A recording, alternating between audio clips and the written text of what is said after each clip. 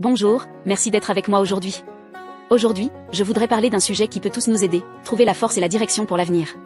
Commençons par un verset de Josué 1h8. Que ce livre de la loi ne s'éloigne pas de ta bouche, médite-le jour et nuit, en veillant à agir selon tout ce qui y est écrit. Alors tu réussiras dans tes voies et tu auras du succès. Même si vous n'êtes pas religieux, ce verset donne un conseil pratique. Il nous encourage à nous concentrer sur quelque chose qui donne un but et une clarté à nos vies. Pour les chrétiens, c'est la parole de Dieu, la Bible.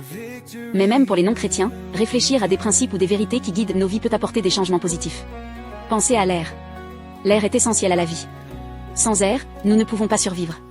De la même manière, réfléchir à des vérités positives ou à des principes nourrit notre esprit et notre âme. Tout comme nous respirons naturellement, même dans les moments occupés, nous pouvons trouver le temps de nous concentrer sur ce qui est vraiment important. Comment pouvons-nous faire cela? Dans Jean 15h5, Jésus dit, « Je suis la vigne, vous êtes les sarments.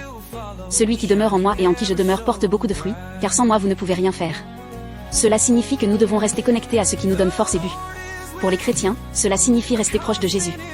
Pour tous les autres, cela peut signifier réfléchir à l'amour, à l'espoir ou aux valeurs qui guident nos vies. Voici une façon pratique de commencer. Au début de chaque journée, pensez à quelque chose de simple qui vous inspire. Cela peut être un verset d'un livre, une affirmation positive ou quelque chose pour lequel vous êtes reconnaissant. Prenez quelques minutes le matin et avant de vous coucher pour y réfléchir. Cette habitude peut vous aider à façonner vos pensées et vos décisions. Dans un monde rempli de chaos, quelques minutes à se concentrer sur ce qui est vraiment important peuvent faire une grande différence. Que ce soit par la Bible, la méditation ou la pleine conscience, se connecter à quelque chose de plus grand que soi peut nous donner direction et paix. Merci d'avoir écouté. J'espère que ce message vous inspirera à réfléchir à ce qui compte vraiment pour votre avenir. Passez une bonne journée.